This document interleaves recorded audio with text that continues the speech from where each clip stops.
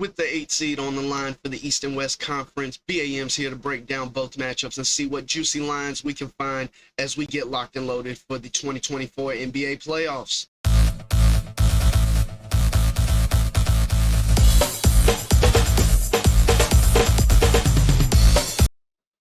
In our first matchup, we got the Sacramento Kings looking to light the beam one more time and keep their playoff hopes alive as they go down to New Orleans to face off against the Pelicans, who will be without star power forward Zion Williamson. Now, when we look at the spread for this game, we see that the Kings are a very slim favorite at just 1.5. And folks, when the spread is this small, you're likely getting better value on the money line, regardless of which side of the matchup you like.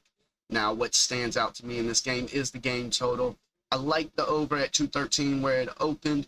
We can currently find the number around 210, and I still like the over because I believe without the presence of Zion out there, we will see things open up more for the Kings offense. Especially, I feel this will affect Sabonis and the pick and pop, pick and roll game.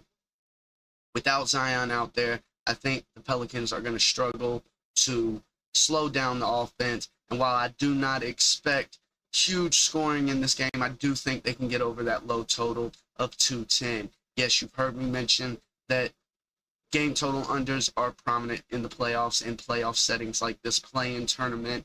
However, this is an instance where I feel that over is the way to go. In the final play-in tournament game of the 2024 season, we have the Chicago Bulls heading down to Miami to face off against the Miami Heat. Now, similar to what we see with the New Orleans Pelicans, the Heat find themselves in a boat without star player Jimmy Butler, who went down with an MCL injury in the first game of the play-in tournament. Now, again, like our first matchup, we have a very skinny spread with the Heat at a 2-point favorite. And as I said the first time around, you're getting better value on that money line versus playing around with the spread. And when we look at the game total, we see a low number of 205.